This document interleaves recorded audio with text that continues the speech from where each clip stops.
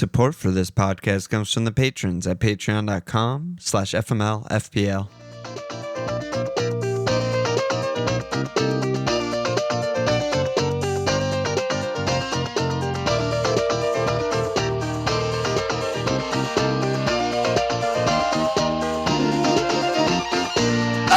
Okay! Welcome to FML FPL Alon. That's Walsh. What's up, bud? We're back. We're so back. I can't believe after having Rodon on Friday night that I ended up with a red arrow yet again. It's pretty insane. crazy. I think 2 million in 3 weeks. I think the odds of that must be just astronomically. They're not high. Just like 13-pointer on a Friday game. And I also had Bowen, so I'm looking at 19 from 3 after the Friday game, and I barely got a green. Teeniest green you'll ever see. Basically a gray arrow. So, yeah, I don't know what the hell. Still the right there. color, though. It's the right color. It is the right color. I'm still under 1 million, which is 2 million. straight chilling. 2 million in 3 game weeks. I am back where I belong. That's all I can say. But you're about rolling that. transfers. Like nobody's fucking business. You are rolling. I mean, I have 4 free transfers. I mean, look at that. So you're but where I am now is I'm so paralyzed by the terror of using 3 or 4 transfers and taking a minus 20. Yeah, that's what I'm convinced is going to happen. Literally would have done that because you wouldn't have started Rodon, or you would have transferred Rodon out for sure. The only thing that would have worked out for me is if I did what you suggested, was doing Richards and Gab for LaCroix, and I mean I'd still be sitting here in a huge dilemma if I did that, but I would have a few extra points. You'd have a few extra points, and maybe the color of your arrow would change. Yeah, I would definitely have been on a green arrow if I did those moves. Yeah, I think so. I just continue to be held hostage by this Swedish fraudulent man. Oh my God. Our Discord is just all I can say. Foaming at the mouth whenever Arsenal play. Not for Arsenal winning the league, not for Eze scoring worldies, not for Gabriel 9-pointers. They're foaming at the mouth because Gyökeres is just doing nothing, looking slow, like losing possession, not getting shots off, and everyone's fucking losing their mind all the time. Yes, me included. Everyone should get in the Discord, by the way. Any other way to watch matches is just a complete shambles. It was a rough weekend for me because my wife was away, so I was solo mission with Damo, and he's 5, so he's interested. Like, he'll sit and watch with me if I permit screen time, and it's soccer, he's just happy to sit there. Yeah. But I try to not be like a bad father and just sit him in front of a fucking screen. But we watched 7 straight hours. Well, forget that. No, but I watched by far the least amount of the season this game week, but I did watch almost all of our game. Yes. It was very, very, very difficult to watch. We'll just put it that way. Very difficult to watch. Most games this weekend were absolutely horrendous. And we will get to that. Let's take a look at your aforementioned. We don't need to do that. We can skip that segment of the pod. We just need to. 44 points. Bad everywhere. Bad all around. Rodon plus shitters. There are just so many people that I hate. I look at this mess. There's a lot of hate there. Yeah. It's overflowing outside of my body. Like I just need to kill. That's how I feel. Yeah. I need to Ed Gein on these fucking people. Like Tarko. We have to talk about Everton.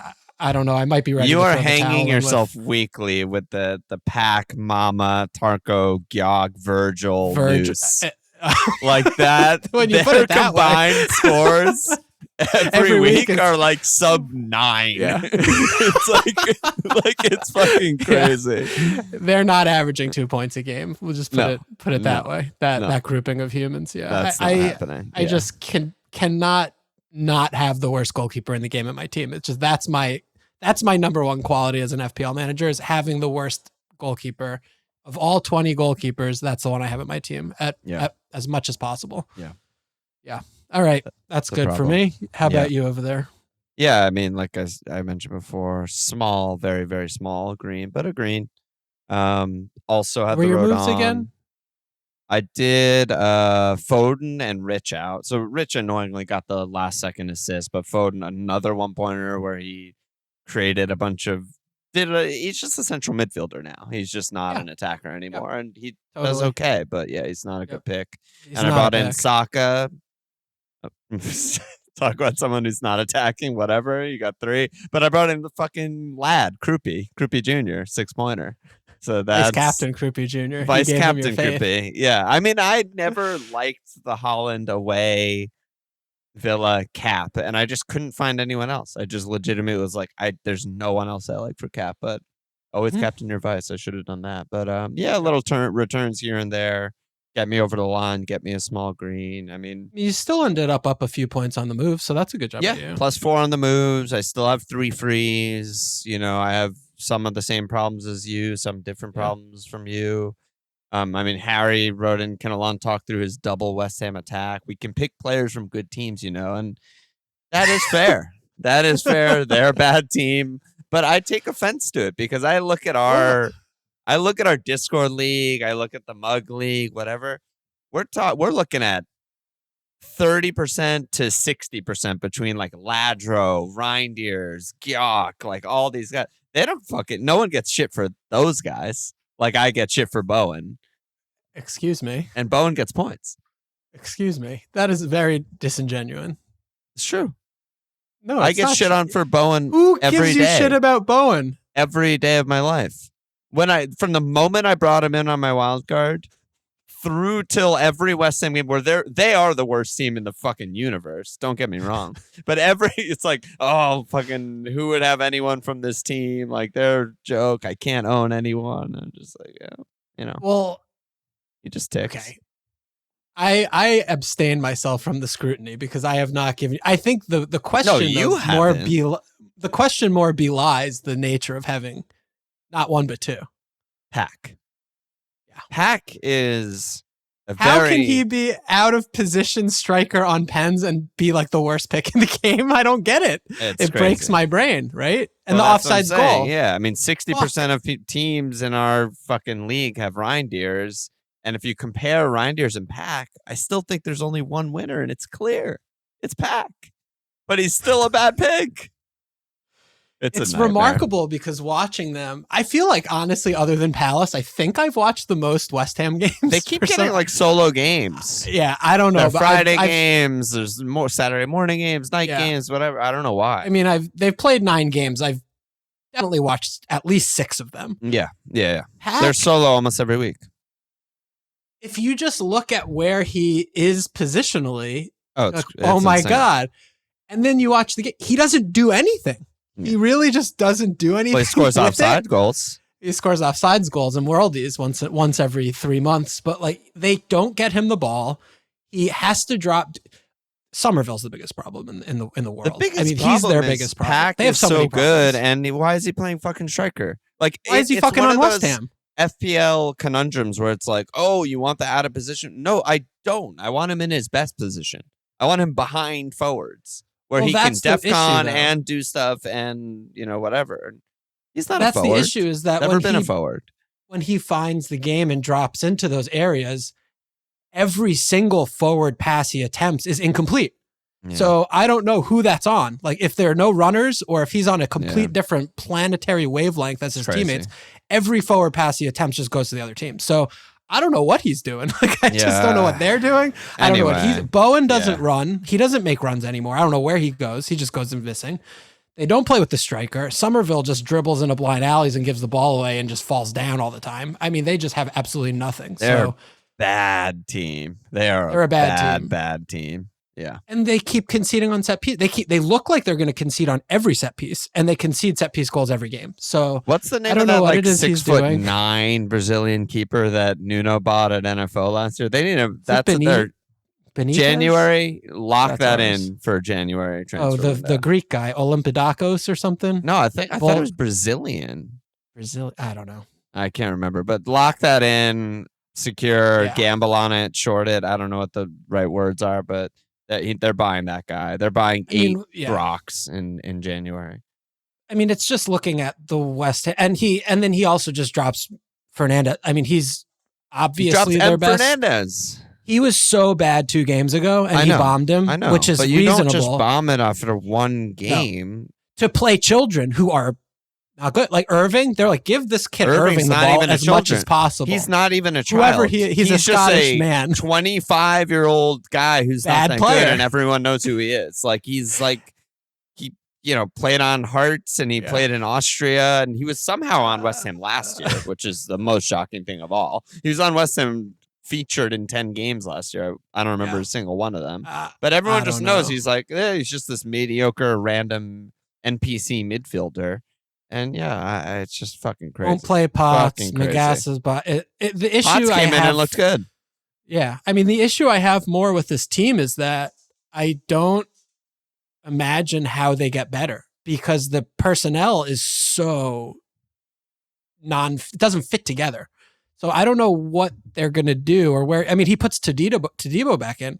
He's horrible. I mean, I watched this kid play. I'm like, how is this guy playing over Mavro? At least Mavro, I guess, was unfit or something. But how is this the best thing that they can do here at center back? It's wild. I mean, they just have so many spots that are just have. There's so many the goalkeepers guessing. I mean, he just got there, but like even the first game, like dropping Diouf, like he's been like maybe their best player all season. Like he's not fucking amazing or anything, but he just does his job, puts in great crosses, works really hard. It's like, no, he's undroppable. Yeah. Like that's not an option here. That's not making the team better. Yeah, I mean, there are like 5 unconditional players that should not be dropped from this team, and he dropped half of them. He dropped half of them. Yeah, and he puts Wan-Bissaka at center back, like that 19th manager who's fallen for that trick, and it didn't work. And I don't know if you clocked this on Discord, but I was just in a despair hole. But can you name the man? They have 1 victory on the season, West Ham. Can you name the manager that they defeated? Give me a second here. I remember it. It was a 3-0. It was against Forest. It was Nuno. Trick question.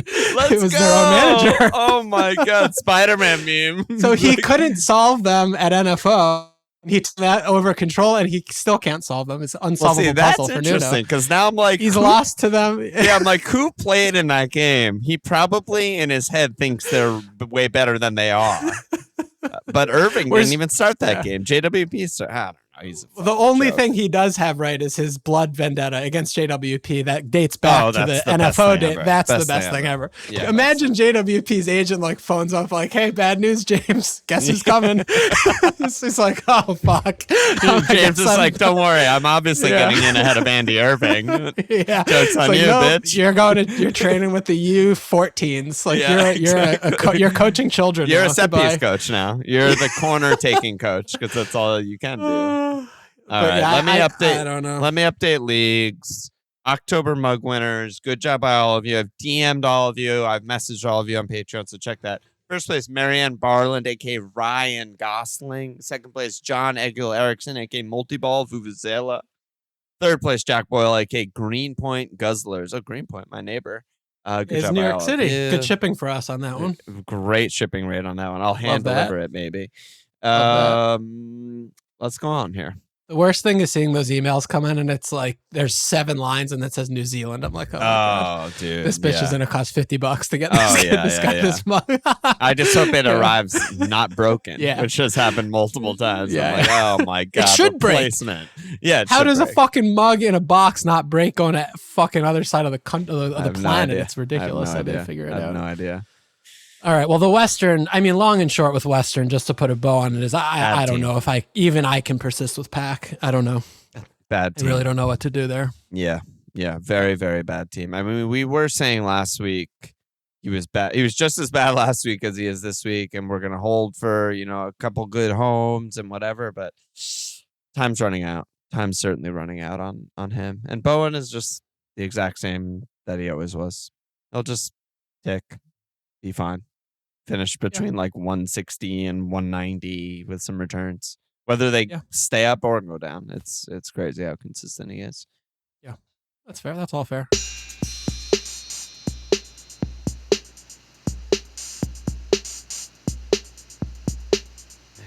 Okay, where would you like to begin? There's a lot to go over today, I think. There's a lot and a little. There's a lot to go over. It's a weird one. where I think a lot of most teams played like shit, win or lose. And it just seemed like, wow, I don't really want anyone. Like a lot of the takeaways after the whole weekend was just like, there's not that many good picks. Like, well, I don't. I mean, that's been. We've been talking about how bad everyone is for, I feel like, a month and a half now. I mean, I don't know.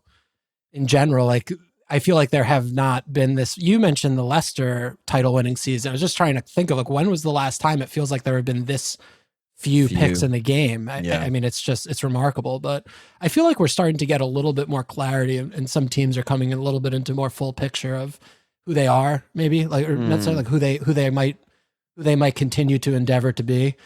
I mean, Arsenal, obviously the to me is the biggest talking point because they're the best team in the league. That's pretty evident easily. And they just don't do anything. You know, they play games and they don't want to do anything the whole game because they're going to get more than 0 set pieces in a game. Therefore, they'll win the game. Yeah, I mean, they were absolute garbage in that game. It was nothing happened in that game. They didn't need to be anything but garbage. I mean, they just win a goal off a set piece, and we don't put anything on target the whole game. We can't do anything. I mean, we did less than them. I mean, we had no drive. But I mean, all this to say is, I mean, we categorically misdiagnosed this team and thinking and hearkening back, I think, to years past where we're like, they have these easy fixtures. They're going to fall into a few goal score 5 in a random one or whatever. There's no shot this team scoring 5 goals in a game in the Premier League. There's just how no shot. They even? I need to, like, honestly rewatch the Leeds highlights in what was that, game 2 or something, where they scored 5. 2.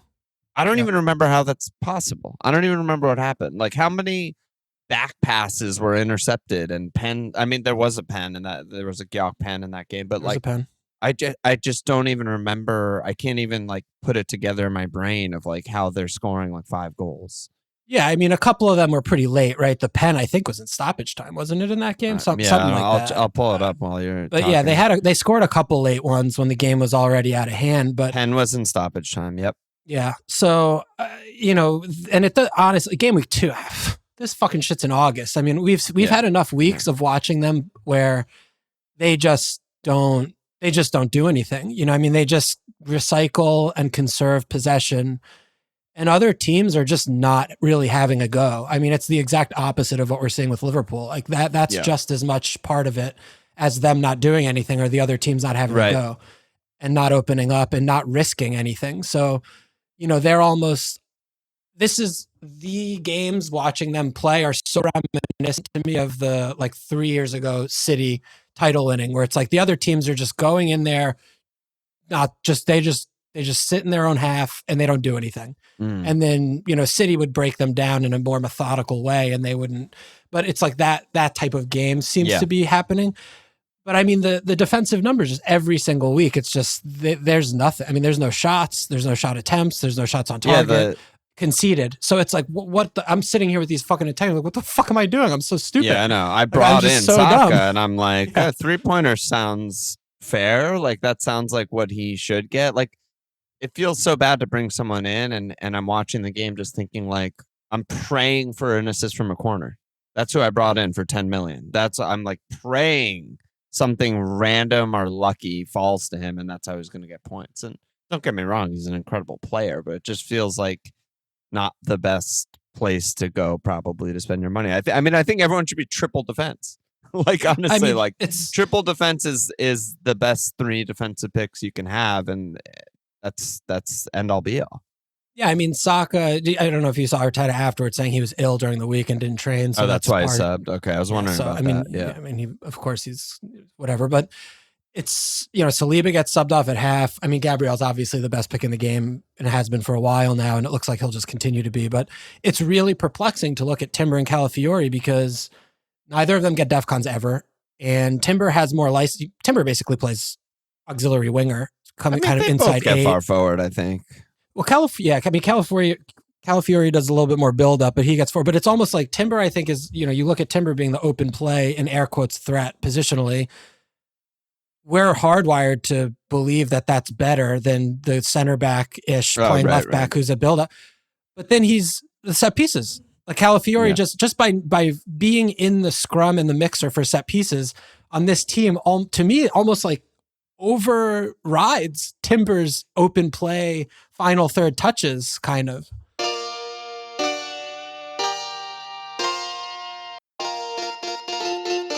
There's sort of not a second center back to get. I mean, I know everyone jerks it to Saliba, but like this is not the first time he's been subbed in a game this season. I don't know what's really going on right now with his season, but it seems like stop-start. There's no reporting of an injury or anything. I don't know what's happening. I thought Minteh got the better of him a few times and like counters that ultimately led to nothing because Arsenal have so many guys back and like kill any situation. But I don't know if Saliba is like really a pick right now, and he's even worse at DEFCONs than Gabriel is. So he also sucks at. I mean, he's got two. But he sucks. He doesn't do shit in there. Like, I mean, he does only when Gabriel's out. When Gabriel's out, he's a monster on set pieces. I don't know how he picks up that slack, but so that's why I think, like, back to California and Timber, I think that's why there's still picks, even though they don't have the set piece and they don't have DEFCONs, is because the other option is Saliba, and I'm like, I don't know. You know, is he starting? Is he playing 45? Is he playing 90? He's definitely not DEFCONing. He's definitely not getting an attacking return. So, yeah. I mean, I would hedge a little more on Calafiori over Timber just because I think he's got set piece goals in him, and Timber doesn't do that. And he's cheap. Oh, slightly cheaper. If that slightly matters. cheaper. Yeah. But it's and it's also just at this point looking at their numbers and the rate by which they are cleaning is going to supersede any like not getting DEFCONs on a team that keeps 20 clean sheets. For sure. You're in okay shape there. So yeah, we talked about that, I think, in the preseason, and it sort of felt like, but yeah, is there a team that's going to actually get that many? Yeah. Yep, and it's like, there is one team that could actually get the, you know, Liverpool City 18, 19, 20 cleans, whatever. Yeah. I mean, I would be surprised if they don't keep 20.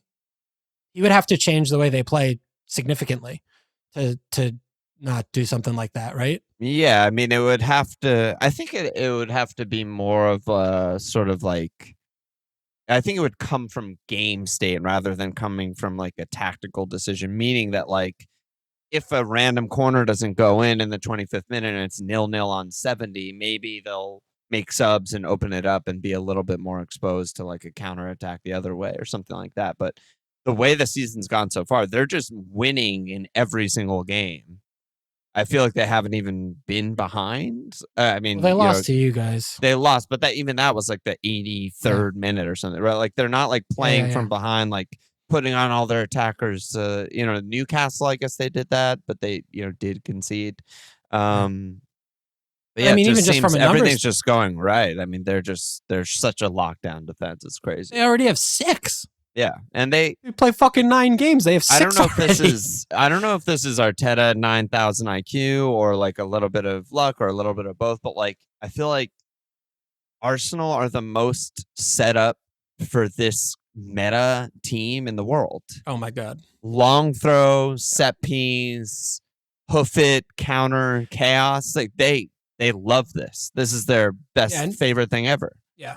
And you know, it's interesting because I really don't think Zubamendi's very good. I have not been impressed by him watching him in general. And yet, I mean, he just misplaces passes, which playing in this position, I don't understand how it happens with such frequency. His pace compared to fucking Partey and Jorginho, like just the pace alone in that spot, the range is so huge. Like the that range. Defensive, the range is so huge, like defensively, and that is the area that they would get into trouble sometimes when you're watching them in years past. So, I mean, that's been a big improvement also for them. But it just feels like however you can, but rejigger to have at least 2 defenders. I know, I think so. Is the sensible thing. Yeah, so the questions we got about Arsenal, I'll just read all 3. I mean, Jeff D said, Gyök to Minteh, or do I hold because of the fixture? So we got to talk about Gyök. Superhand said, I'm agonizing over Timber versus Calafiori, or do I just flip a coin? And then Romford said, Rice just keeps scamming points every week. He takes great set pieces, which is all of their goals anyway. How about that assist for him? Boom. Easy. No one's Easy ever game. seen that assist in their lives. And Well, they changed the rule, and then they changed the rules. Then they inconsistently apply it. So that's what you love to see from the towers. But yeah, it's crazy. There really was one. changed the There was rules one a a lot. couple of weeks ago where it was denied, and I don't remember this. It wasn't Bruno or there was somebody who had maybe it was a Semenyo one. I remember there was like an unintentional monster deflection, and they just didn't give the assist. Yeah, I'm pretty sure. Maybe I'm misremembering, but if someone remembers, I'm sure they'll let us know. Gyök, look, I don't know what more to say at this point. I think that we at this point have had enough evidence that he's just a really bad pick. I mean, I get the argument that there's not a lot to go to because you can poke holes and find warts in every non-Holland forward, basically. Yeah. And we don't need money, blah, blah, blah. It's still just, he's 9 million. I mean, if he was 5'5", I'm like, yeah, fine. Whatever. Yeah. He's 9 million. You can find something to do with fucking 2-3 mil. I mean, I'm sorry. As bad as everyone has scene. an upgrade to make. And away Burnley and away Sunderland are terrible fixtures for Gyök. They're terrible fixtures for him. Like, they're going to just be on the road against buses playing the way that we played them, and they're not going to do anything. Well, they're just going to have two center backs on this guy, and he's going to run into channels, hold the ball up, pass backwards, run into the fucking to the fucking corner flag, and do nothing. I mean, that's all he does. So the only counterpoint to this is that Leeds 5-0, where is the only time he actually like created a shot for himself and scored one in open play. And a lot of the talk before the season started, when they made the transfer, was just like, okay, he has these insane goal scoring numbers in Portugal. The goal scoring numbers fall off dramatically in Champions League, but he's still like a useful player. So there's like that sort of floor. And a lot of it was like, he's just getting out physical by all these Premier League center backs who are just like bigger and stronger and faster than him, which honestly seems to be true. And the one time that wasn't the case was Leeds. And so if there's like an opportunity maybe for these promoted sides, maybe there's a center back he can take advantage of or something like that. Like maybe, that's sort of the case, I think. I mean, I think I would still hold for 2, but maybe I'm just being too passive. But it's still fucking Burnley and Sunderland. I don't know. And Burnley's just the worst team in the league. Like, yeah, I mean, there are a few teams in the running for that mantle. But I think it's also, though, looking at Leeds, like, that was a home game for one. Yep. He scores a pen in stoppage time, so fine. So, but you're looking at, this was also like 3 months ago. Yes. So I don't think that like holding on to that data point. No, but I'm like, this is coming. The only thing that's the only brace game he's had all season where he really, popped off and like created his own goal. Like the NFO goal was the right after halftime, like Eze over the top, him making a striker run. That was also a good striker goal against a bad team. I still think he will get shots. He will get chances. That's enough reason for me to hold him for 2, but I don't own him. I get it. Everyone's fucking mad. And and I mean, there's another thing I was like thinking about with this Gyök situation. Like, he's obviously taking shots, but I think where you're coming from with the Champions League number, like the worst team in England in the Premier League would finish top 4 in Portugal. Like Burnley would finish top 4 in Portugal. Yeah, I mean, it's a bad. That's what it's like. Every game is a hard game. Like he's just not that good. Like, he's and his really Champions useful. League numbers are useful and solid, but not star. Yeah, not a star. He's not a star player. And he is so good for Arsenal in real life. Like what he does for them is incredible. I mean, his hold up, his occupying, his running, his work channels, rate, and the work rate, it's off the chart. I mean, it's really like for a striker is good. Yeah, he ticks a lot of boxes. Yeah, yeah, he's really good for them, and no one will ever accuse him of being an output merchant. He just doesn't do anything. He gets in the box and he's just doesn't do anything. So what I also think that this is something I was like thinking about is like I've had this fucking guy for what? 2 months? So long. I don't know. You had him definitely for the NFO game. That was the first game. I got him in. So that was when I brought him in Game Week 4. Yeah, I brought him in Game Week 4. So and I've been sitting here with him. 2. Yeah. When you are saying hold and it's a fine pick, and then you are also doing absolutely nothing to even consider bringing the player in, it's a bad pick. There's an intersection there. I think that's a new thing I need to read when we're discussing players, because that I think is, I know what you mean. Yeah, there's like something to that. That makes sense. Like you're being non. It's like almost just a non-committal. Well, it's just not. I'm not saying buy. He's a bad pick, though. Isn't that just inherently a bad pick if you're not saying to buy someone? No, because then every pick in the game is bad except Gabriel and Holland. But I don't believe that's true either. But I think those are the only two guys that are like obvious buys. Like they're the only guys to buy. But you want to be able to make arguments that all of your 11 players are buys. Like you want to be able to say like this could be a buy. There is no argument for Gyök that he could be a buy. He's just a terrible pick. He's too expensive. He doesn't score goals. Yeah, and he doesn't do anything.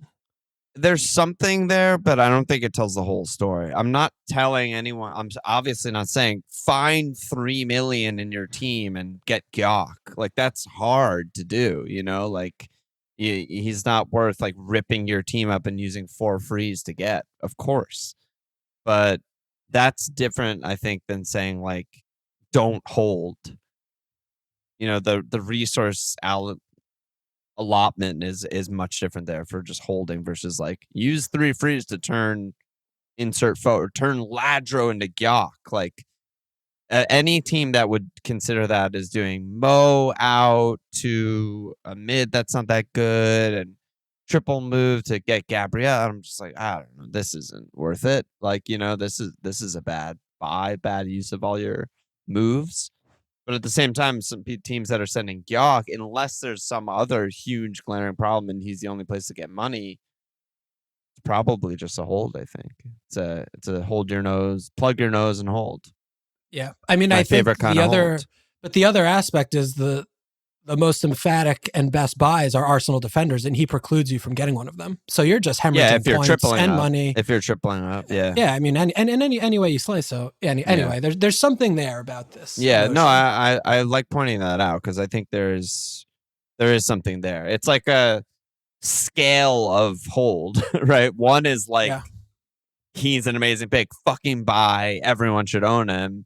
Then there's the ones that are just like, I think it's probably better to just hold. Sort of like Wood when Wood had Burnley, Sunderland back-to-back or something, right? And it was like, they sacked their manager and they're kind of bad and blah, blah, blah. But like, he'll probably get chances versus Burnley and Sunderland. And he did, but he didn't score them.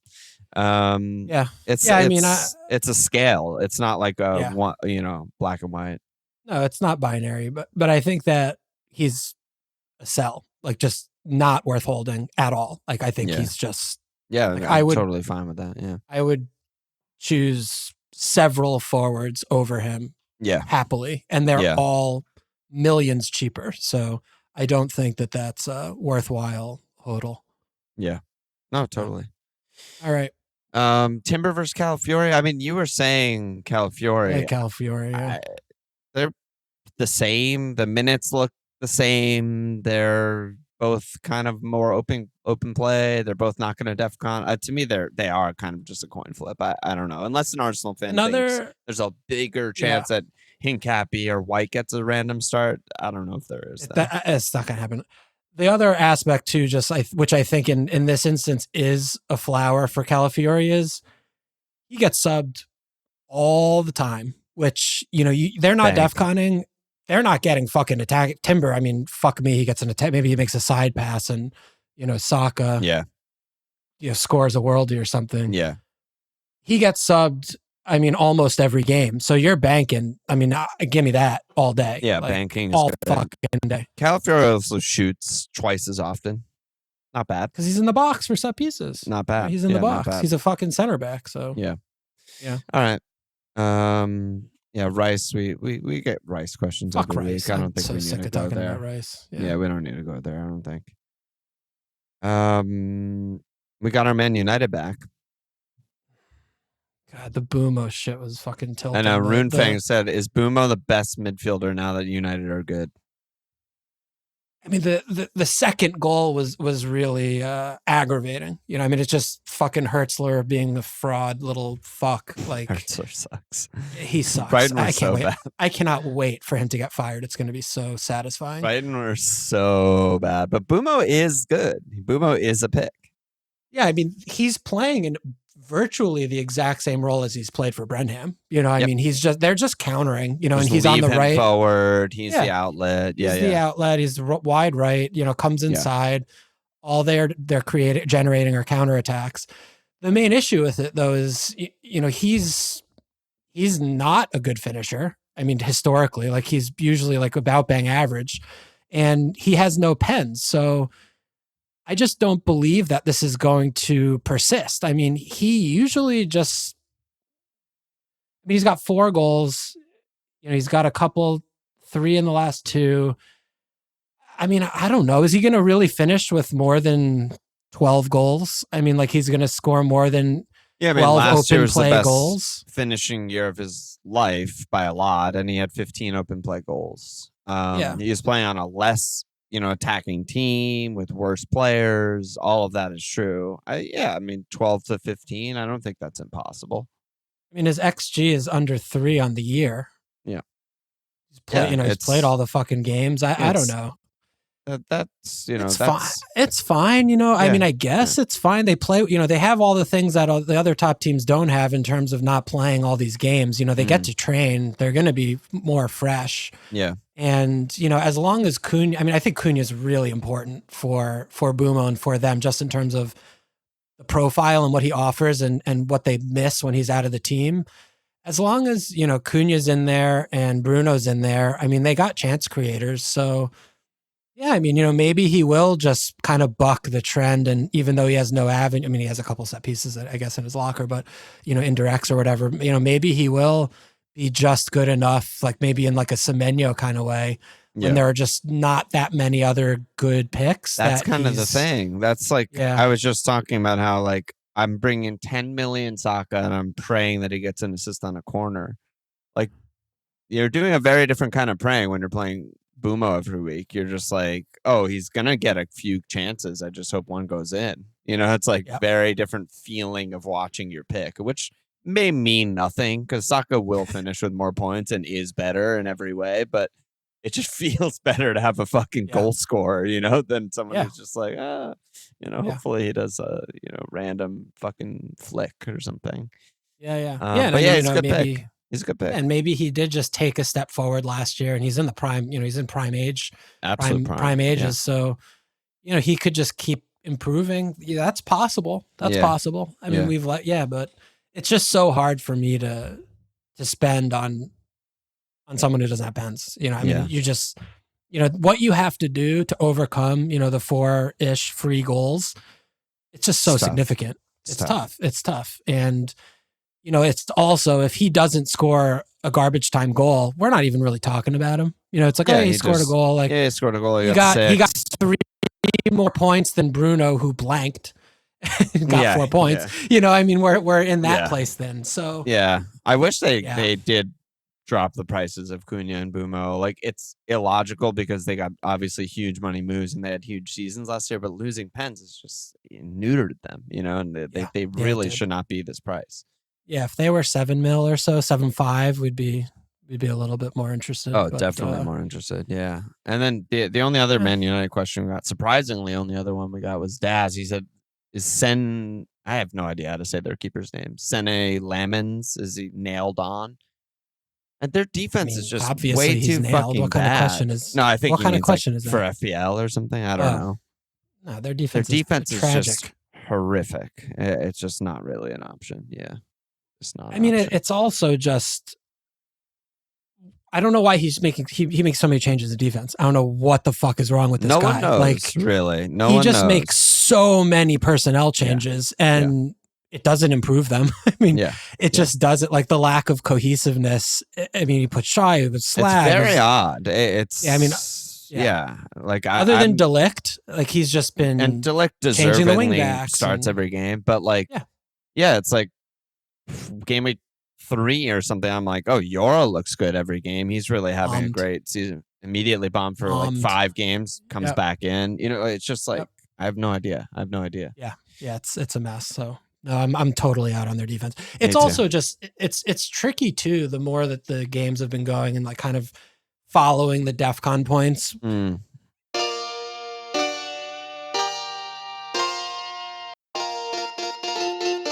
Teams that play with 3 center backs, you know, some of them so random. It feels very random in a lot of ways, and it's also not only random. It just feels like, you know, they're cannibalizing them in a lot of ways. I mean, Palace are, you know, we're an interesting exception in that I think it's very much down to the style that we play, where we just are dropped so deep that we invite it. They also always drop bombs on Richards because that's where Munoz goes missing. So they're targeting that area versus the Gahey Mitchell side, which is, like, you know, if less you targetable. imagine like the U shape of like a back 5 on paper, and then tilt it all one way because Munoz is in the final third. It's like, obviously they're going to attack that's that the area. zone. Yeah. And then, you know, you see the game. I mean, LaCroix had what do you have? 24? How many did he have? It should be double points when you double 21. 21. Right? Shouldn't it be? Yeah. Like, I mean, why? it's just we're doing this dumb fucking thing anyway. Why aren't we giving a double DEFCON? What a 20. I mean, it's just every 4 minutes, Raya's kicking the ball to LaCroix. I'm just like, he won every single duel. Every goal kick was him winning a duel against Gyökeres, who just stands there or whatever the fuck. Yeah. So, but yeah, I mean, that's also like, if De Ligt was getting DEFCONs reliably, I'd be like, oh, it's somewhat a pick because there are, you know, but that's just not happening over there. So yeah, totally. Yeah. Let's talk about Liverpool. All right. Well, it starts with this offensive question that we need to address from StudMuffin69 in Discord. Offensive to me. Okay. He said, who would you say is the ugliest / least attractive Prem player? It's Chiesa for me. I mean, if you have like a xenophobia against Italian people, it's anti-Italian discrimination. It's the anti-Italian Columbus Day is a day of Italian pride. It's our holiday, and they want to take it off. Yeah, I mean, that's it. That, like, you have a fundamental hatred and dislike for all Italian people's faces, if that's your shout. Yes. That's all I can say about offensive that. and cruel and bad. It's not offensive. It's not offensive. I don't agree with the offensiveness. I comprehend it. I just don't agree. Okay. Do we want to What was address the actual question? Who's the ugliest Liverpool player? Just player, period. Player in the league? Yeah, player in the league. Oh my god. Entire ugliest? League. Ugliest. What are we talking? Just a face? Yeah, probably. I mean, we don't see their fucking bodies. Well, I do when they take their shirts off. Ugliest player? I mean, Gordon's obviously up there. He's not called piss hair for no reason. He's very my girlfriend would say Gordon. When she walks by and Newcastle's on the TV, she's like, "Oh, the ugly guy!" Like, really repelled by him. Like, I don't think the pissy hair, because his hair it gives it enough of like you're so weird. It's like you're not. He's more weird looking than ugly to me. Yeah. I need some. This is too important of a question for me. Yeah, you want to come back to cuff. It? Yeah. I mean, I have one person, maybe controversial shout. Oh, go ahead. There's one person that I can't get out of my head right now just thinking of, though. Who is it? You know where my xenophobia lies. Who is it? Vandenberg. VDB. I mean, he's got red hair, so that's... But you're Irish. You got to get over this. No. I'm good. I'm good. I've always felt from fucking Austria days when they were playing against Liverpool in the Champions League that Haaland is the weirdest fucking looking guy in the world. You can't be that good and then simultaneously be determined as the ugliest. I would never say, like, he's the best thing in the world. He's the best striker in the world. But, like, I just find him, I guess it's less ugly and it's more just, I just think he's so weird looking. Like, he's just like. Yeah. Well, his face is disproportionate proportional. I mean, the proportions and his body, the whole thing. I The mean, proportions, the fucking. Well, because he looks like that Dragon Ball Z character the pink guy. You know, I mean, people always post. I mean, you can't unsee that. Yes, and that's an actual alien. That's not a human character. That's what I mean. He's alien-like, Goku. but it's not necessarily ugly. I guess it's a different sort of like he's too scale. Good. Yeah, it's a different scale. All right, we'll revisit ugly. Yeah, we'll revisit this one. All right, so there is an answer. We just don't. There's have it definitely right an answer. Let me get to here's the two Liverpool questions. So Bolter, the usual every week, Mo out or do we keep the trust? Pool's a fucking mess. Mo's getting old. And then Jeff D said, I keep telling myself that VVD has good fixtures coming and just hold since he has DEFCONs and dongs. There's always a bigger problem in my team to address. Can you please talk about holding VVD versus selling? Please don't say it's team dependent. Yada. I mean, you're in this boat. I was trying to get you to sell him on Thursday. You didn't sell him on Thursday. You're smiling now because is it finally time to sell? What's the deal? I mean, in fairness, I did nothing and I kept Rodon. So, I mean, if I did Rodon to Gab, I'd be fucking beside myself. Yes. Yeah, I mean, he's a bad pick. You know, I mean, they're 4 losses on the bounce, and they look like conceding multiple goals every game. They play that way. Big chances every single game. Yeah, and I want to dovetail discussing him also with Tarko because I view them very similarly. Yeah, it's a good one. Because they basically can't not get DEFCONs. I mean, I know Tarko just didn't, but I mean, VVD's gotten it in 6, and I think was this the first game he did not get DEFCONs? Second, season? I think. There was one if other I remember game. Correctly. I thought there was one other game. Right? Yeah, the West Ham at home, he only got 7. Yeah. The fullbacks are such a problem at Liverpool. Konate's a problem. The backup goalkeeper seems to be also somehow a problem.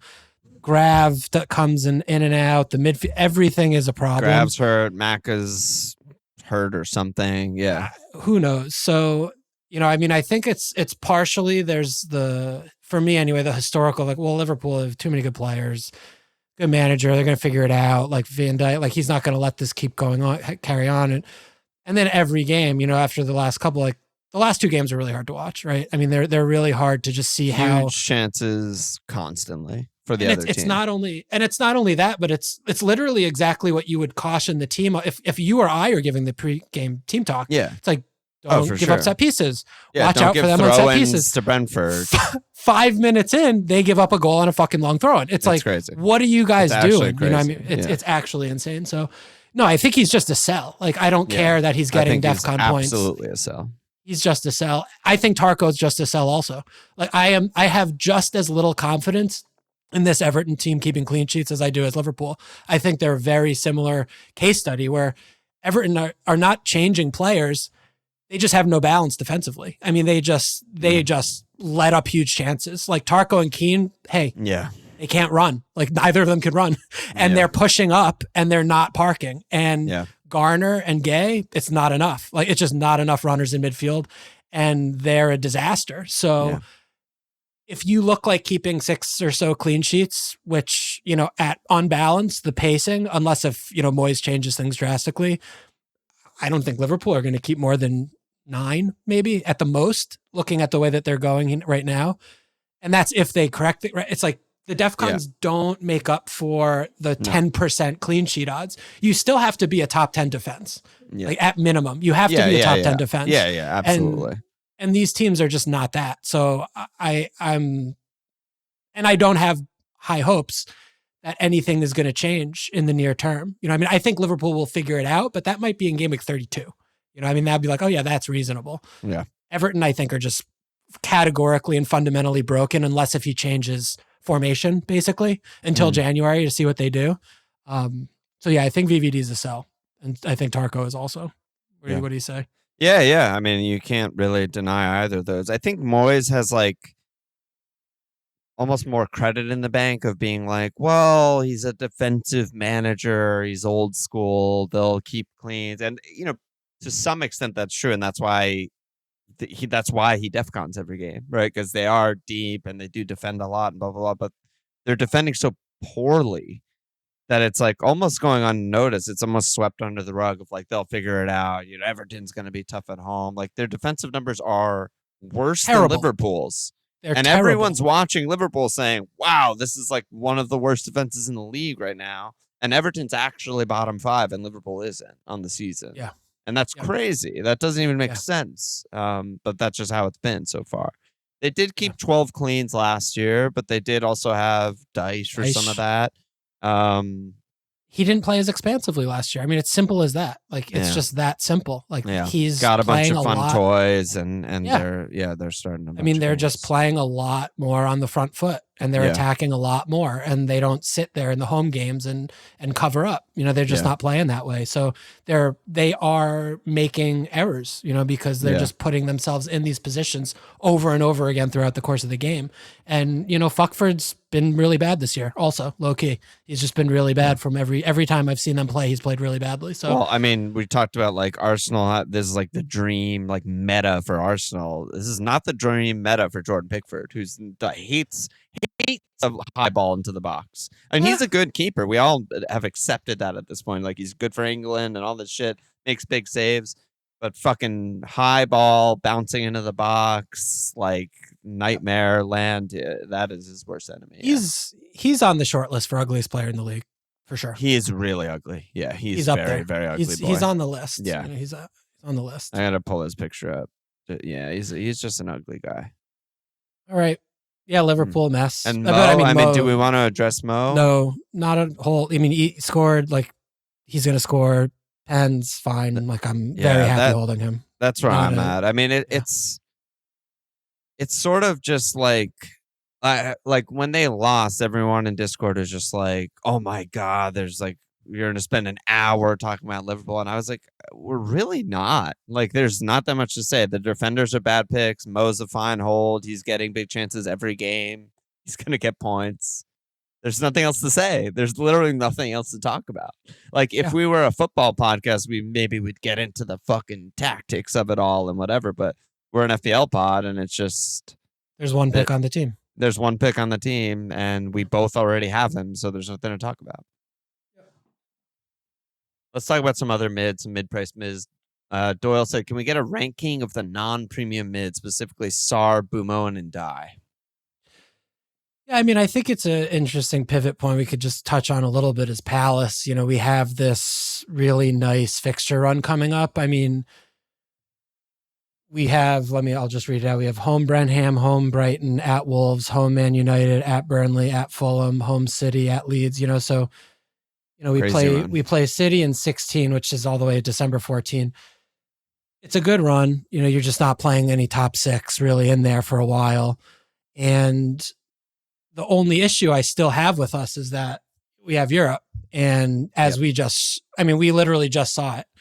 We didn't do anything against Arsenal. Like, we just didn't do anything, really. I mean, we didn't trouble them. We didn't really have an intense 15 minutes where we are really pushing. Like, we just fucking sat there and fucked up. You know, I mean, everyone looked tired because we have no squad and he doesn't rotate. I was also surprised, like, Sarr played 90, Minteh played 90 again, like back-to-back games. Like, with the Europe game, I was like, this isn't. It's bad. This can't be right. It's bad. So I don't do what you want with that information. You know, I mean, you can definitely paint 2 different pictures with that. You know, in the one hand of, you know, they have good fixtures, they're nailed, they're going to play 90, good. The other is they're all tired, they're not going to attack as much, they're going to chill, you know, bad. You know, I don't know. Yeah.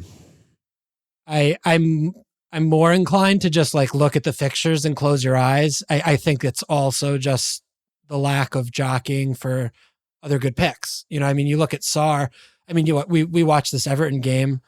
Do you really want to die? I mean, he's shot a few times, but it's like they don't really do anything. Couple up and die with Bruno a little bit because they're both kind of like the pen taking, sometimes DEFCON taking, you know, midfielder, FPL midfielder that we're looking at is like they just don't shoot.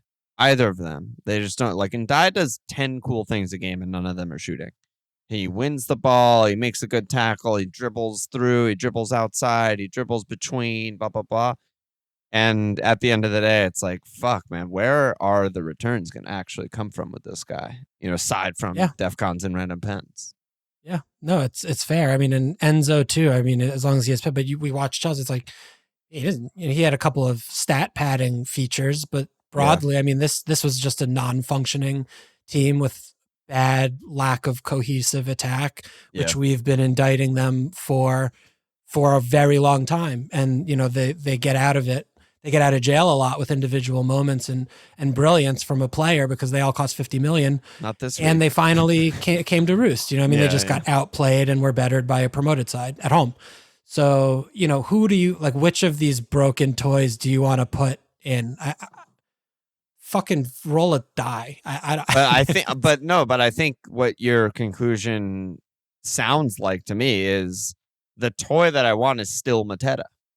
Like Minteh's only issue is they're maybe going to be tired from Europe. He's maybe going to get subbed a few times. That's it. And these are both maybes. Neither are even for sure. Whereas the other guys' problems are way deeper. It's like they don't get chances. He doesn't shoot. They don't create chances. The team is bad. Blah, blah, blah, blah, blah. The list goes on and on. Whereas Minteh's like, well, other than the Arsenal game, he gets a big chance every game and he's on pens on a good team.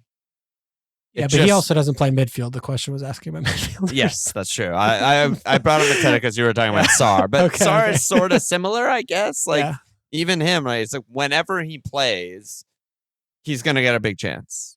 At least one a game, except for the Arsenal game. Much. Yeah, pretty much. Yeah. He's just an out-of-position striker like Paqueta, except he's actually knows how to play forward. And, so it's like he can run. And so it just seems like, just give me that guy. Like, I think it's like overcomplicating things to be like, well, E. Anderson gets over 10 DEFCONs every game. If he just starts getting 12, it's like, no. Give me the guy who has a goal shout every game, which is 3 times as valuable as a fucking DEFCON. Yeah, I mean, and it could be maybe that we're just over biasing or over skewing indexing for the pen takers when if their open play threat is that low, then they're not good picks. Right. I mean, that's there is another intersection there where they can't get 0 open play returns and be on pens and be a good pick. That's not that doesn't. Yeah, I mean, that doesn't happen. Like, they're not going to win 8 pens, so they're not going to score. They'll score a couple goals, but it's tricky because the other aspect though with Ndiaye, and I take your point on the shooting and the bits there, but getting DEFCONs is basically an assist. 2 and 3, it's the same thing. So that's also just really difficult to parse out because if you just made the DEFCONs assists and you looked at them from that standpoint, I think our brains would be able to make better sense of it. Like if we looked at Ndiaye, who has 4 DEFCON returns, 8 points, just for argument's sake that he had 4 assists. We'd be like, oh shit. But does he have 4 DEFCONs or 2 DEFCON return? The wording of that. I don't know. Confuses me. Yeah. I was saying that he had 4 games that he got DEFCONs, but let me just. Oh, is that true? Yeah. He has 3. Yeah, that's There's great. 3 games. Yeah, so if you added 3 assists to his thing, it would be like, our minds would process it so differently. Yes, right? I think that's true. Yes. So, still good? I don't know. Yeah, I mean, if we played that out though, right? It's like, all right, he has like a pen. Yeah, I mean, it would look a lot better. It would probably feel a lot better. He's also, we're comparing him to Bruno. He's 2.5 million cheaper also, which is not. I think comparing him to Sarr, I think is a difficult case study. Yeah, my thing with Sarr, I mean, like it's easy to just say that kind of thing and not back it up. But I mean, he's had 2 games where he basically did nothing. One was game week 1 away Chelsea. One was this last week away Arsenal. Every other game, he has a big chance. And in 4 out of the 5 other games, he has a return. I mean, he also has missed 2 games. So he's also missed 2 games. Yeah, he has 4 returns in 7 games, which is his only non-returns are away Arsenal and away Chelsea in game week 1. So it's like there's something to that. I think that they're just playing really, really well, and he's still a really good pick. Yeah. I am, because we've seen this before. When we have a pile up, we fall completely the fuck apart. Palace specifically. Palace, yeah. And we have a pile up from yesterday to February. Yeah. I am I would really really concerned. hope I the am guys really don't concerned play in the about fucking that. cup on Wednesday. Whenever, Yeah, that's tough. please, I mean, we play spare you them. guys. Yeah, Just we play you spare them. guys. Who cares? Yeah, I mean, that should be Uche, Necktie, SA. Has to be. That should be 9 changes. But yeah. Lerma, I mean, put everyone. But what about the Sosa, defenders? Because I mean, Brian's question was like, are we tripling up on pallets for the run? Is that a no-brainer? Because we're only talking about the attackers, but since you're bringing up the whole team, I mean, the defense is still good, right? Like, Richards is still good. LaCroix is still good.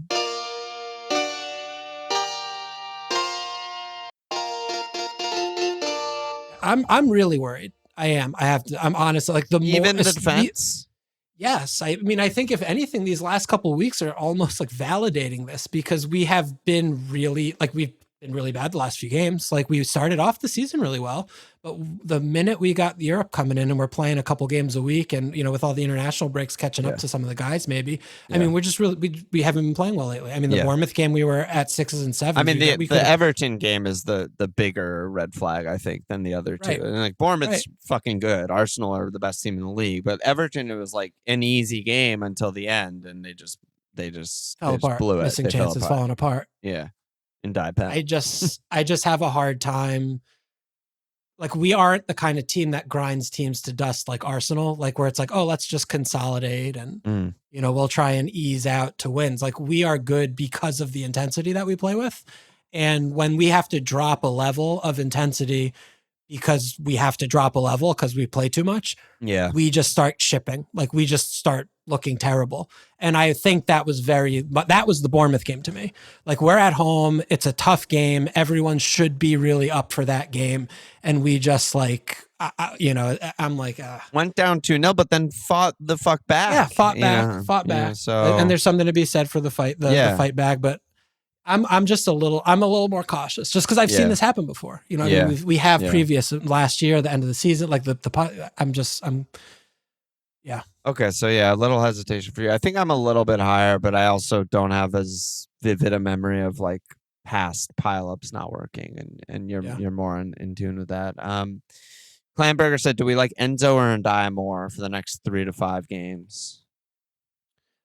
I mean, I like Ndiaye more. Do the fixtures even matter? Really? I don't think so. I don't. I really don't. I really especially don't think so. If Gooey is getting minutes, then Enzo's no longer number 10, and he was barely attacking in that Sunderland game. And just give me Ndiaye all day. Yeah, I think. Yeah.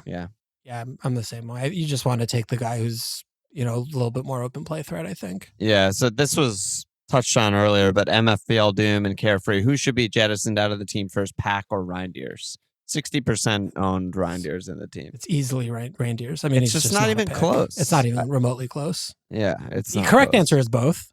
Yes. If you have to hold one, if you're wildcarding, neither are in your team. No. Zero, never ever in your team. But if you're only transferring one, fuck. And the last mid-price mids question was the other thing. Can fucking Van Dijk stop scoring in Fuckle and score in the Prem? Like, what is up with that shit? No, what is up with that shit? He plays 3 games. He has 2 goals in Fuckle. He just fucking doesn't do shit in the Prem. Get fuckled. I don't know. Oh my god. Prem's like better at set piece defending or something. I don't know. Ashir, what do you guys think of Minteh? Seems a decent Reindeers replacement. He's great on the eye test. Do you think he'll tick along next 5 to 7? Do they even have a good run? What's a good? They don't have a good run? There is no good fixture in the league for this team. Run? I mean, on the paper, they have a It's good in the international break. They don't play. Their run is insane on paper. I will give him that. I mean, home Leeds, at Palace is bad. Home Brentford, at NFO, home Villa, home West Ham. At Liverpool's good, home Sunderland. It's the most fraudulent run that you can imagine, though, because we have enough information. Like, we've watched this team play. They simply play to the level of their opposition, and there's no other way of doing it. Their best fixture right now, if you could drop like a dream fixture for them to have this game week, would be Home City. Or I was going to say Liverpool. Sure. That's the best fixture. Most likely to score 3+ or something. This team has 3 wins this year. Who they beat? City, Chelsea, Newcastle Are those good fixtures? Not good. Not on paper. Good for them, though, because they are erratic and inconsistent, and they just play to the level of what's in front of them. And they they play down to the opposition, they play up the opposition. So, again, we touched on this last week. I like Minteh. People always think Minteh, that when we don't like the pick, we're hating the player. I like Minteh. He's exciting, and he's young, and he has potential, and all these things, and I still am not picking him in my FPL team. Yeah, same. I'm with you on that. I mean, I just don't. I have no time for this team whatsoever. Categorically, no time whatsoever until the manager gets fired and they get a new manager. Yeah. Moving on. We have about 5 more questions we can do. I mean, we also just haven't touched back on Thiago over at Brenham. When was that we talked about him? Was that Thursday pod or Monday? Yeah, we talked about him. We were saying he's fucking good. He's turned a corner. He's legit. And now we know he's on bench for sure. For sure. And he is fucking good. He's as good as we fucking thought. Good. He's I think he's just good. Yeah, he's just good player. Good player. I mean, we talked about this. I remember in the summer when we were kind of floating the idea: is Thiago a pick? Wissa's still there. I don't know.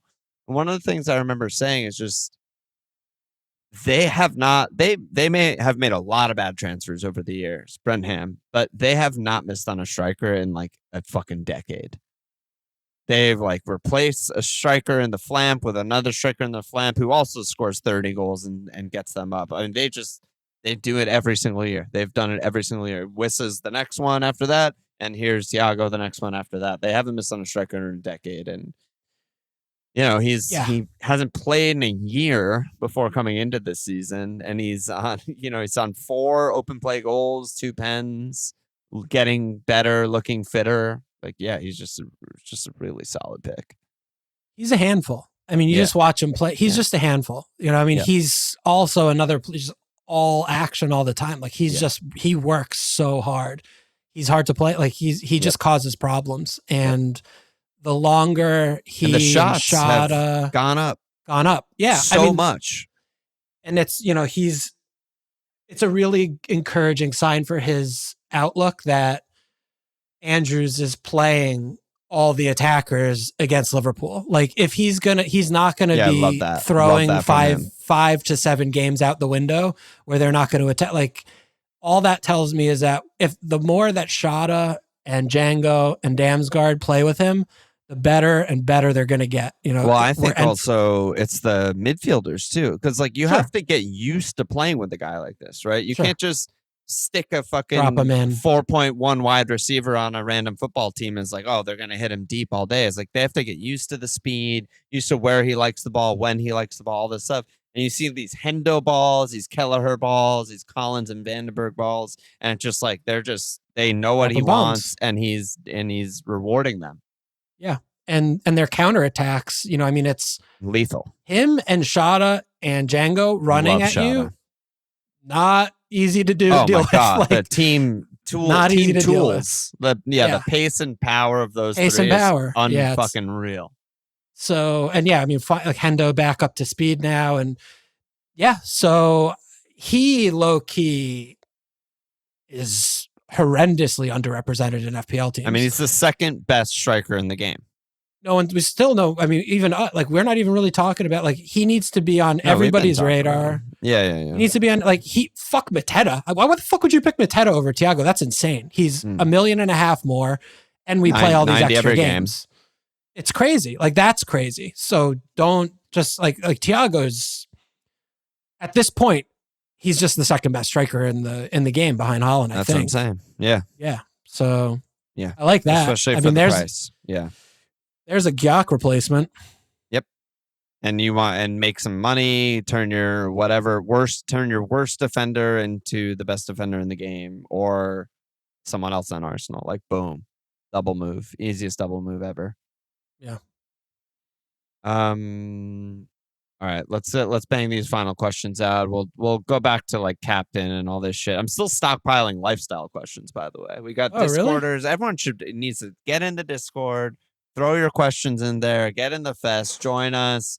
We do an extra Thursday pod every week. It's also on Apple. We started doing this shit on Apple too. If you hate Patreon and you hate Discord and you just want the episodes, you can just do it on Apple instead.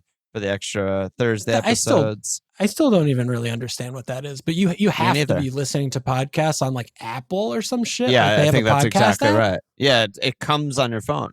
Even if you don't want it, it's on your phone. It's just called like podcast or Apple Podcast or something. That's But nuts to me. yeah. I mean, I've never used it in my life. Probably never will. And then we Yeah, do it the would be live cool. streams on Friday, which someone recently misunderstood and thought they had access to, but it's a new tier of Patreon as of last year. So yeah, get in there. Everyone should get in there. That was a good advertisement by you. I'm trying to work it in. The anus slaps go down, and I'm Yeah. trying to get it back up. Not try. Do. Do. You Don't did try. It. Do. You did it. I like the stock and Bantam said, how big a problem is AGO boy? Gordon, another blank, teasing with the XA and returning in Europe. On the other hand, blah, blah, blah. I have a bunch of transfers. Don't have to be patient with him. Yeah. Well, before we talk, what do you want to do with all the lifestyle questions? You want to do a separate I don't pod with them know. or something? Yeah, I What are think you we talking should about just- stockpile? How's stockpile are you piling? I have so many. How many transfers? More than 5? I mean, I think I have like 15. Dozens? Oh my Yeah. God. Okay. Yeah, so I don't know. I is could that also a- just pick one at random if you want to just answer one. Is that a okay? All right. I mean, some of these I'm just scanning them right now. Some of these are just like easy. We're not gonna answer them. I don't have to call Okay. out the person, but it's a bad question. We're not gonna answer it. But Okay. then some of them are like, this. We might have to think about this. We might have to do an episode about this. And newcomer. Here's an example. Newcomer on the Discord, Daz. He just popped in with, should I go on a date with a cute girl from work? Whoa! Big question. Whoa! Work-life balance, office etiquette. So many things happening here. Yeah. That reminded me of they stopped doing John on Anfield Rap. They stopped doing Jono's pain hour. What was it called? Agony hour. My God. Remember yeah, that they shit? hadn't done that agony one in so long. It's probably too small of a world over there. They're like blowing up too many spots. I had to Yes, I think so. discontinue. They're like, that's my fucking neighbor. Like, stop talking about me.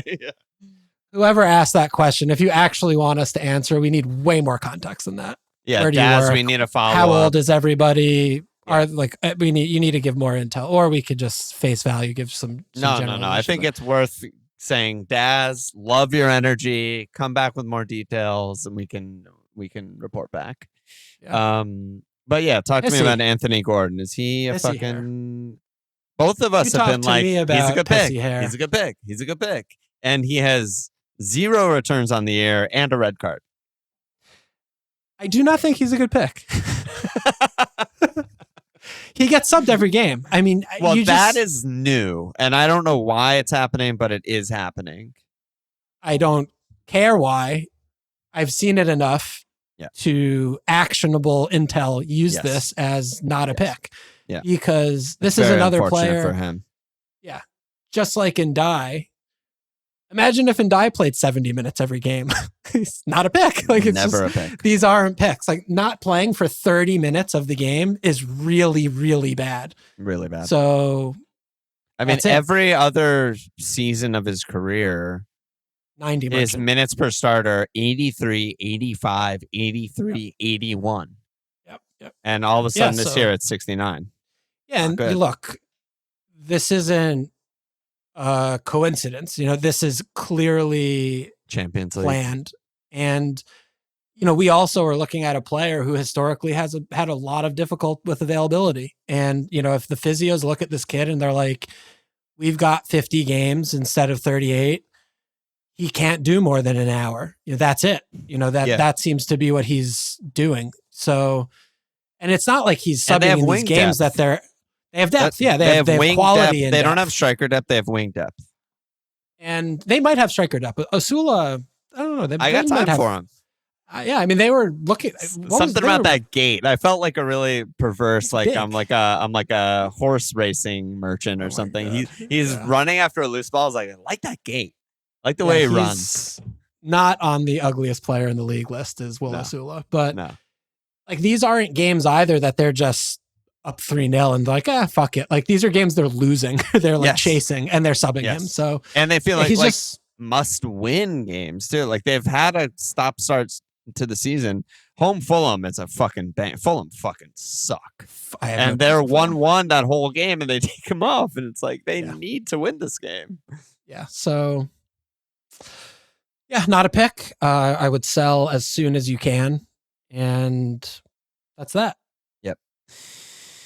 Generic Pie said, are hits actually any worse than in previous seasons? I feel like getting in an extra move as an aggressive play to stay one transfer ahead of the crowd or take advantage of fixture swings can still be good, especially if more people are playing passively and saving transfers.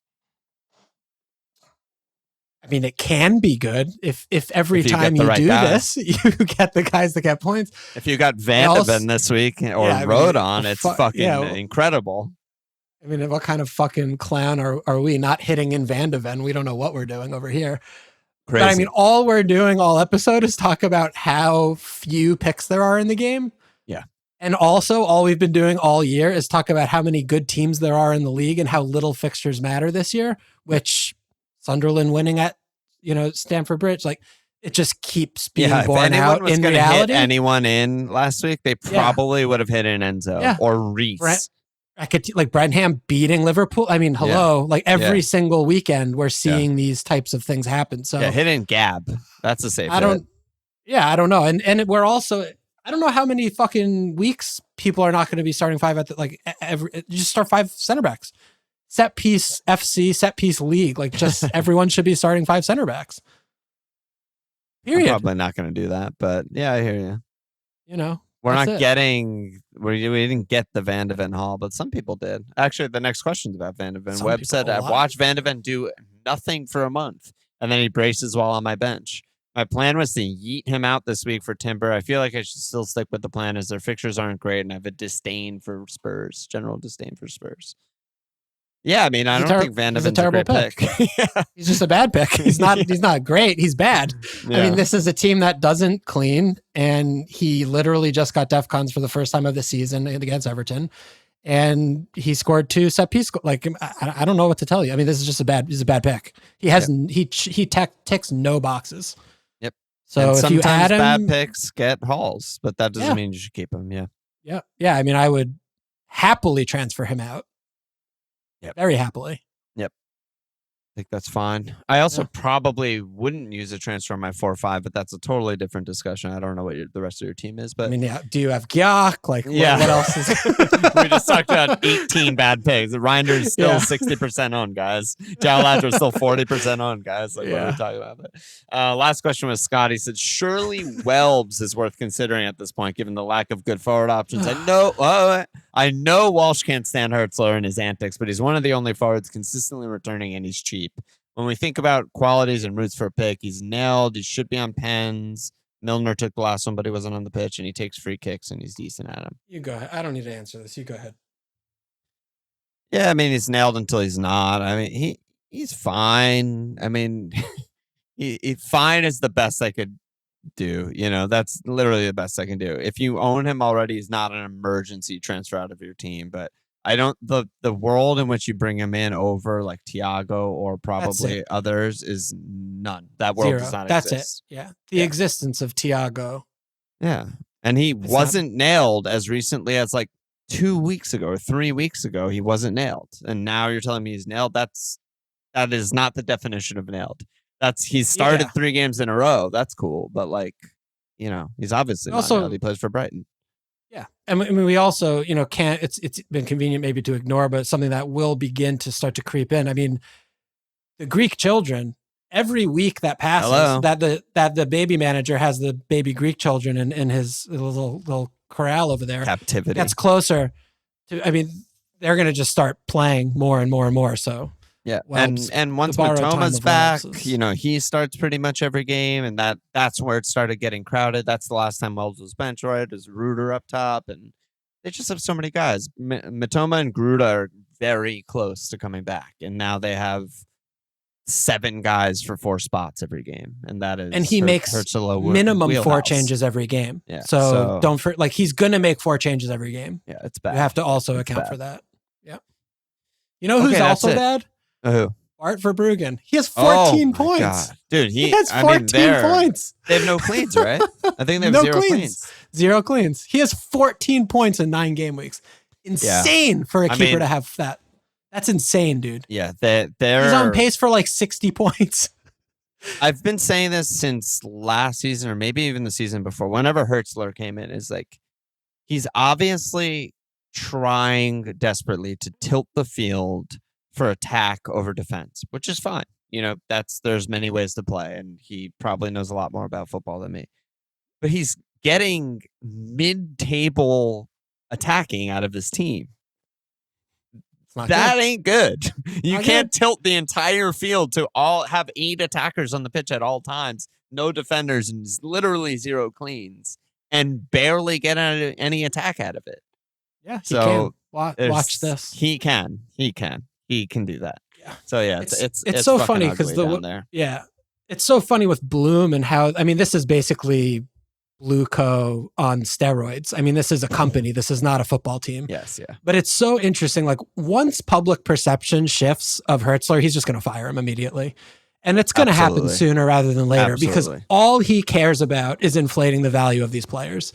Especially attackers. I think there's like something to that. Like he wants to get like box-to-box midfielders and attackers who he could just sell for $100 million. I mean, they almost sold Matoma. Like they're just going to keep doing that on repeat every year. But yeah, I totally agree with you. Yeah.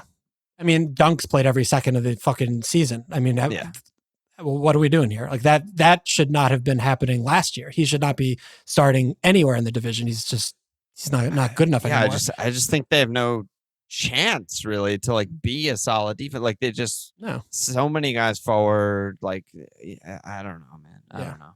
Anyway, yeah, it's just funny how few points he has. I know. That's it. That's funny. It's funny, and some people probably started with him because he's one of the only nailed 4 or 5s. You know, he was one of the only known quantities at the beginning of the season. Known to be bad. Well, sure. What kind of quantity is something else? Exactly. All right, let me slap asses. Let's get out of here. New signups this week: Holland, Matt Gower, Bard, Sickvillain. Slap me ass, baby. Get in there. Ooh, any last words, Walsh? Cole did not like my selfie. Oh, Cole didn't like the selfie? You got to resend it. What did he say? Sorry to do this. I don't think he really was. Can you send me another one with your full face, Walsh? Like how Alon framed his? Get fucked. Get fucked. Cole, the artist behind the scenes, mad at us again. Any last words, Walsh? I sent it. He sent it. Check us out. There we go. There it is. Good pick. You'll see that on the YouTube thumbnail. Fucking stupid ass YouTube. I fucking can't stand YouTube. All right. Us. At FML FPL.com, follow us on Twitter at FML FPL, support your page, subscribe, rate, review, cheers!